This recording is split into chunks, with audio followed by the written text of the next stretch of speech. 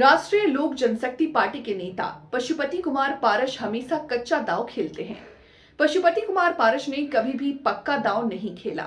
उन्होंने थोड़े समय के लिए केंद्रीय मंत्री का पद तो पा लिया, लेकिन चिराग की तरह मोदी के हनुमान नहीं बन सके। पशुपति कुमार पारस ऐसा हनुमान बनने की फिराक में है जो एनडीए के सियासी लंका जलाने के लिए तैयार हो। पशुपति कुमार पारस का कार्यालय छिन गया। बिहार विधानसभा चुनाव को लेकर एक बार फिर वो ताल ठोक रहे हैं। सवाल उठता है कि नुकसान किसे है। बिहार की राजनीति में हलचल की स्थिति पैदा करते हुए पशुपति कुमार पारस ने ऐलान किया है कि उनकी पार्टी आगामी 2025 के चुनाव में सभी सीटों पर अपने उम्मीदवार खड़े करेगी। जानकारों का मानना है कि जिस तरह से प्रशांत किशोर वोट काट रहे हैं, उसके बाद पशुपति कुमार पारस काटेंगे। दलितों के सबसे ज्यादा वोट बट जाएंगे। वैसे ही इसका नुकसान एनडीए को उठाना पड़ेगा। पशुपति कुमार पारस के पास दलित वोट ही हैं। वो कुछ नहीं करेंगे तो दलितों के वोटों को काट तो सकते ही हैं। सबसे बड़ा सवाल कि पशुपति कुमार पारस अभी एनडीए में बने हुए हैं या चिराग पासवान की माने तो वे एनडीए से गायब हैं। हालांकि ये भी अनुमान लगाया जा रहा है कि चुनाव से पहले बीजेपी के नेता उन्हें मना लेंगे। हालांकि इसमें कुछ लोगों को शक हो रहा।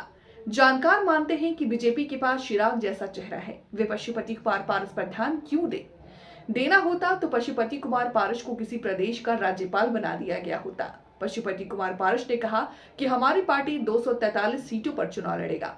हमारे कार्यकर्ता सभी बूथों पर चुनावी तैयारी में लगे हैं। उन्होंने आगे कहा कि अगर गठबंधन से समझौता होता है और उन्हें मनपसंद सीटें मिलती हैं तो सहयोगी दलों के साथ चुनाव लड़ने के लिए तैयार है, लेकिन यदि उनकी पार्टी को उचित सीटें नहीं दी जाती हैं तो अकेले चुनावी मैदान में उतरेंगे।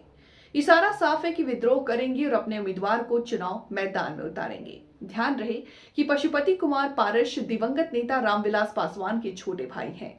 रामविलास के निधन के बाद उन्होंने पार्टी तो तोड़ दिया, उसके बाद चिराग से अलग हो गए। उन्होंने एनडीए सरकार को ज्वाइन कर लिया, अपने साथ सांसद को लेकर के मंत्री बन गए।